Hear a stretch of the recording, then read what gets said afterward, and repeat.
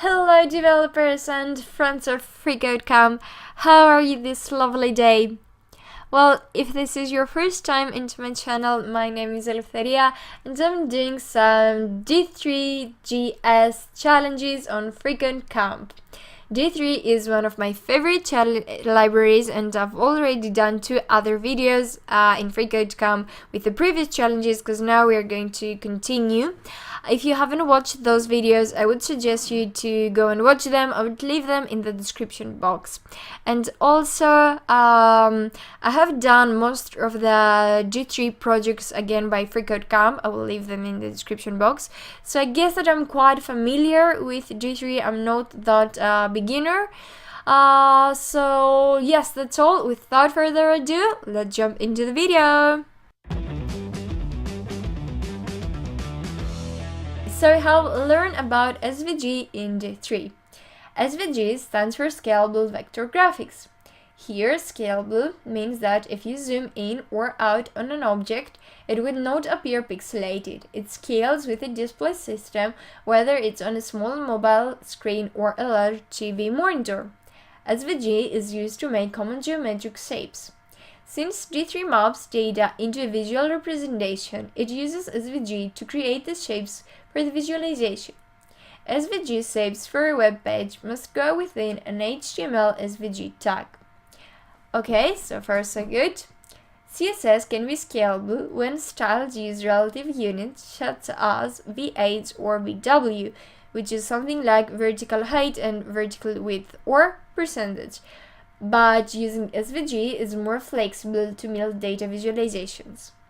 Add an SVG node to the body using append, give it a width attribute set to the provided W constant and a height attribute set to the provided H constant using the attribute method for each.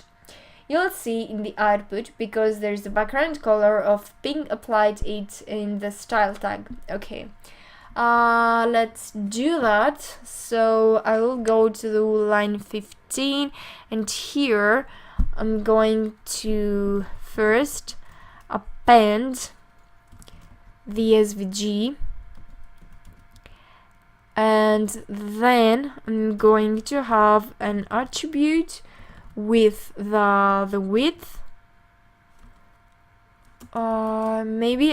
Maybe could use double quotes. Okay, so I'm going to have the width and then a W, as we have here a width of 500.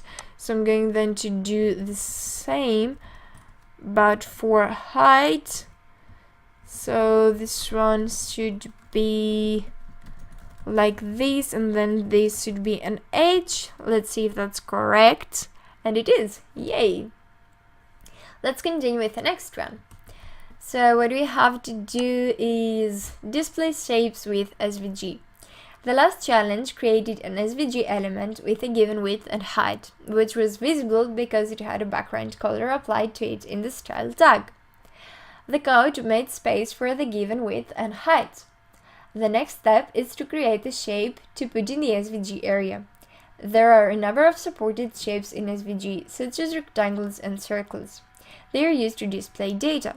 For example, a rectangle with rect. SVG shape could create a bar in a bar chart.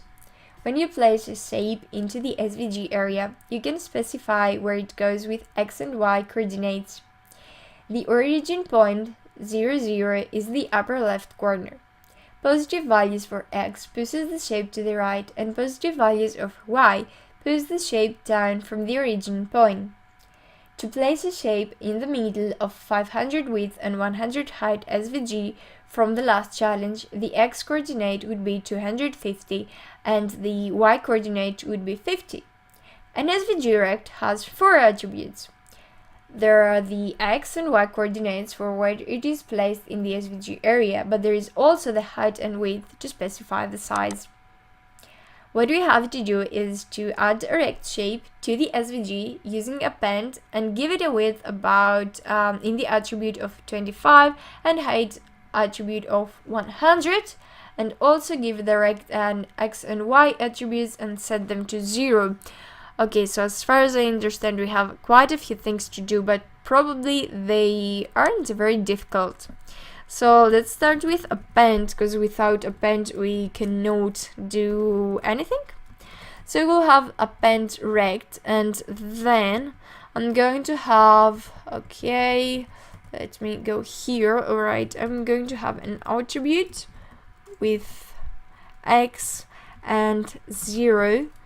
So I'm going to copy these and go to the next line. So I'm also going to have the same but for y, and then I'm going to do the width. I know that the width has to be 25, so I'm going to give it 25, and then I also have to add the height, which is going to be like, oops, like 100. And here I have two periods, and I don't need this one. So yes, our rectangle has been created. I'm not going to continue with this video because I think that my previous one were too long and you guys don't like that long videos.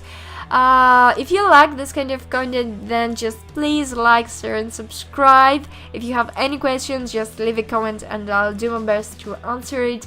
Thank you very much for watching, have an amazing day and see you in the next video.